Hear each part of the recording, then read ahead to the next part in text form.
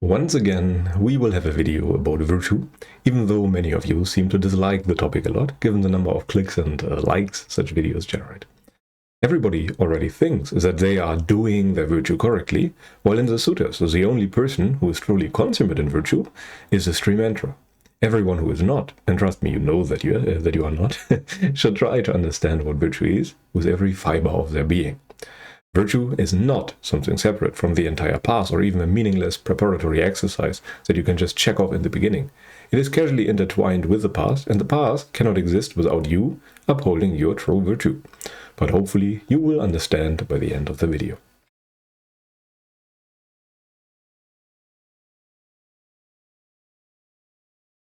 So, before we begin, what is virtue? What is a modern idea of virtue? What is the ancient idea of virtue? And why on earth is a modern idea, as we will soon see, so different from what even the ancient Greeks, who got quite a few things wrong about the entire practice, why is it so different even from that? They got their virtue much more right than we do nowadays. But anyway, let us start with the modern ideas of virtue, and trust me again, there are quite a few misunderstandings.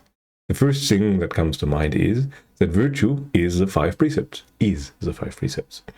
There's probably not a single thing I heard as often as that, if one glance at the suttas should teach anyone that that is not the case. At best, this would be an oversimplification. When the Buddha taught virtue, he did so as a training regarding the understanding of wholesome and unwholesome. Does keeping the precepts help you with that directly? Well, in a way it does, but do you really understand why that is the case, which is very important. In yet another way, people think that the training in virtue is completely different in nature from the rest of the training, from the rest of the practice. They often believe that you, check off the virtue at the start and then never look at it again as long as you keep the precepts, then you keep your virtue. For them, that very training in virtue is a nuisance that they want to be done with as soon as possible to get to the real practice, the real meditation on the cushion. In doing so, they fail to notice that they have just skipped the entirety of the real practice, and whatever they will end up with is definitely not the Dhamma. The true practice takes place in all postures at all times and is not limited in any way, which is very important. So what was virtue in the past? How did the Buddha teach it? And what was part of it? Maybe we can find something like a common core or the hardwood of his teachings on virtue. Well, the first thing that comes to mind is that the Buddha only called stream enterers and beyond consummate in virtue. Everyone else still has to polish that part of the practice considerably before they can move beyond. And that is what you do by dropping the first three fetters. You move beyond virtue. You move beyond rites and rituals, which is nowadays a very unfitting translation of that fetter. Anyway, practically speaking, the majority of the training before stream entry is nothing but virtue, until that very virtue allows you to break through to the true Dhamma, and then the Noble Eightfold Path begins. The Noble Eightfold Path starts with the right view. The entire Noble Eightfold Path starts with that. Before that, you train, but you are not training nobly, so to speak. And I can give you a citation from the suttas on that topic. And the Buddha said, "Well then, monks, you shall purify the starting point of skillful qualities." What is the starting point of skillful qualities? Live restrained in the monastic code, conducting yourself well and seeing alms in suitable places, seeing danger in the slightest thought. Keep the rules you've undertaken. When you've done this, you should develop the four foundations of mindfulness, depending on and grounded on virtue. This is from Samyutta Nikaya number 47.46, I think. You can look that up for yourself. And while the Buddha does mention the precepts quite often, on many occasions he does not, in fact. In that case, he did mention, however, that virtue and self-rules are indeed the starting point of the training. Without that, there is no path. That said, the Buddha also mentioned a training in higher virtue too. So it does not really stop at all. You always make sure to conduct yourself in wholesome ways. It is just that you understand much better what it is and what it is not that makes something wholesome or unwholesome at some point. And there is Rahula Sutta that I like to quote a lot when it comes to the training. And the Buddha instructs his own son on the training, how to do it. And it goes as follows. Rahula, when you wish to do an action with the body, you should reflect upon that same bodily action thus. Would this action that I wish to do with the body lead to my own affliction, or to the affliction of others, or to the affliction of both? Is it an unwholesome bodily action with painful consequences, with painful results? When you reflect, if you know this action that I wish to do with the body would lead to my own affliction, or to the affliction of others, or to the affliction of both, then it is an unwholesome bodily action with painful consequences, with painful results. Then you definitely should not do such an action with the body. But when you reflect, if you know this action that I wish to do with the body would not lead to my own affliction, or to the affliction of others, or to the affliction of both, it is a wholesome bodily action with pleasant consequences, with pleasant results, then you may do such an action with the body. And this is from Majjhima Nikaya number 61. You can read it up for yourself. And the Buddha repeats the same statement for all verbal actions and for all mental actions. And each time you should reflect before you do something, while you do something, and after you have done something. And you should always adjust your behavior, your actions. And that is very important, because that is the training, kind of. There's nothing else that you really have to do. This is what you should do the entirety of your time. And you purify your mind like that. And the Buddha even said that all Brahmins that made it to the final goal have purified their behavior in the very same way, and that there is no other way to. The Buddha even went as far as saying that all the ascetics, all the Brahmins of the past, future, present, who purify their physical, verbal, and mental actions, do so after repeatedly checking their intentions. And so Rahula should train himself in the same way. He will and should purify his physical, verbal, and mental actions by repeatedly checking. That is the purpose of mindfulness. It is like a mirror, which is also stated in that sutta. So how do you purify your behavior? And by the way, actions and speech are part of virtue, part of the path. Well, by repeatedly checking over and over again until you understand what is wrong with your actions and what is right with your actions. There literally is no other way to make it to Srimatri, as an example. So if you've never done that, then whatever you have attained is very likely not the Dhamma. So if you would have to generalize the entire early part of the training, it would just be those three things.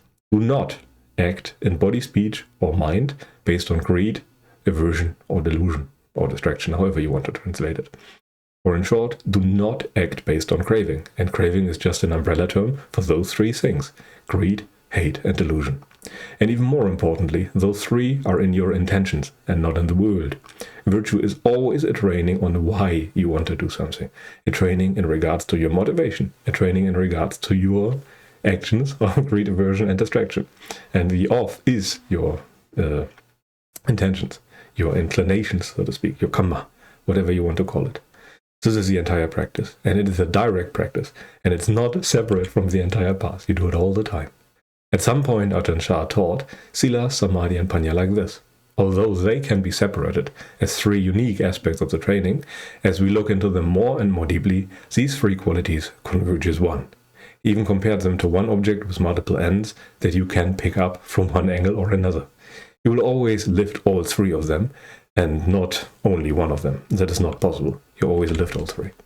And now you could pause for a moment and ask yourself, do I really know the connection between virtue and the rest of the path? Do I really know and see how virtue will and must inevitably lead to the weakening of the taints? Or is it just a separate thing that I also have to do? Well, I cannot really overstate how important this is, because when you get the first step in the training wrong, then you will get everything else wrong too. So do you know it? Do you see it? Same for your samadhi. Do you know and see how it works? Do you know why samadhi, for example, leads to the extinguishment of the taints? Why it directly leads to nirvana? Do you know that? Or is it just that you think it is something that you do to gain some calm or anything like that? It's not that simple. That is not the connection that the Buddha was talking about. It really is not indirect or delayed. It is right here and right now, and you should directly see that connection. Then you move beyond rites and rituals. So how are virtue and the rest of the path directly and causally related to each other? Well, they are tied together by the training in regards to craving. And craving surely is the centerpiece of the entire practice. While you also have to understand dependent origination, you could call it a, one-time thing, while the rest of the training revolves first around weakening and later around fully uprooting craving. You really want to pull those views, the root of those views that lead to your unwholesome actions. Do you see how virtue does exactly that right here and now? Do you see how samadhi does exactly that right here and now, but on a much more refined and later stage, where there's no more direct craving in your experience left? Do you see why modern meditation does not do that? Do you see what the problem is there with many cases? Well, to make it brief, the right view is the understanding of the Four Noble Truths, as stated in the suttas over and over again. And the understanding of the Four Noble Truths is exactly the understanding of how craving causes suffering.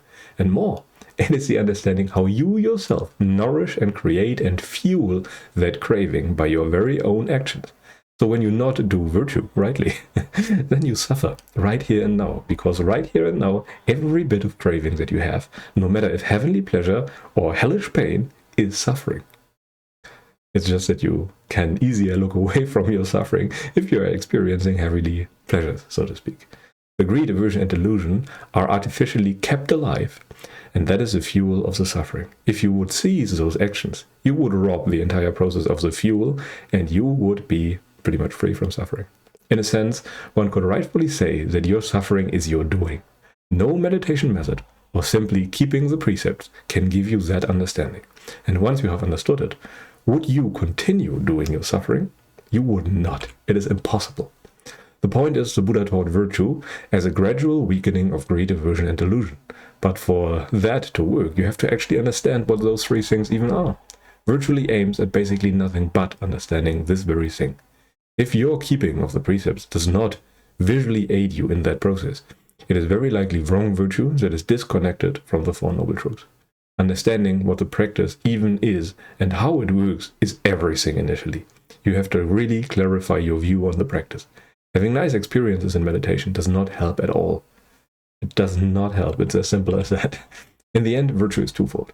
You first stop providing the fuel for suffering by no longer doing the actions that, metaphorically speaking, throw more wood into the fire of cravings. And second, by practicing that and trying to understand the entire practice, you want to directly realize how you have been actually doing this process of fueling all the time unknowingly. It was you all the time, and you did not notice it. This is a reason why literally everyone, at least theoretically, can be free from suffering, because it is something you do, and you just have to stop doing it. When the Buddha really went into details, he explained the training as follows. Do you see the connection? Well, first you suffer greatly, then you do not do what the Buddha says out of faith. The training begins. You stop providing fuel, provide less and less fuel, experience less and less suffering. And by the way, if you do not experience less and less suffering after an initial worsening, of course, then you do it wrongly. Then you contemplate and try to understand. And at some point you see, in plain sight, how you have been doing it all along. And then you cannot continue doing what you have been doing before, but your old habits will slowly calm down. Before that, you enter samadhi, where there is no such habit visible for a while, but the tendency to re-arise is still there. The underlying fuel, the ultimate underlying fuel, the views and habits, those are still there, and those have to be still skillfully removed. And by simply spending enough time in that state, it will fully cease, be extinguished, cool down, and you attain Nibbana. There could not be a more direct connection between virtue, samadhi, panya, the entire path. And good modern teachers often try to make the methods they develop, even for on-caution practice, more virtue-like. They try to guide you in the right direction from a place of misguided efforts due to so many wrong knowledges floating around. As a result, you usually do not really understand anything better at all, but at least you get some emotional control as carryover. Those practices are still blind and miss the most important element. They don't bring the knowledge and vision of how you yourself are actively causing your suffering. Only practices that aid in bringing this simple understanding can set you free. Everything else is a side effect that can be so enchanting that you forget all about the real deal, all about the real practice. And keep in mind, if you practice virtue rightly, suffering has to weaken. If it does not, you are doing your virtue wrongly and have to reassess your entire practice. There is an initial worsening, as you pay back your sensual debt, so to speak. But after a while, things have to get better, as sensuality is the fuel for suffering. So practicing virtue removes that fuel, and if you do it rightly, you can notice that you did it rightly, which is what the right view pretty much is. Anyway, let us now come to the most important points. First, virtue is extremely misunderstood nowadays, and people try to skip ahead of it. In the West, we try to start with a meditation without doing the groundwork. That is a bit like building the second story of a house before completing the first story. That is simply not possible. Yet, it is an essential part of the practice to do your virtue for a very long time, and you have to uphold it. And once you fully master virtue, you move beyond it and become a noble one. One who has trained in virtue trains in regard to his intentions of greed, aversion, and delusion. Everything else is just a means to an end. It's a cue to get you there, to watch your intentions, to understand your intentions, and to understand how those three things really are the source of suffering. If your practice does not revolve around craving, then whatever you do is not the Dhamma and is not getting you closer to the Dhamma. Even if it is the nicest and calmest state or peaceful state that you are experiencing, it is not Dhamma. Anyway, that should be it for today. Thank you very much for watching. If you enjoy what I do, feel free to like and subscribe and do the YouTube things. But until then, I wish you a pleasant day and goodbye.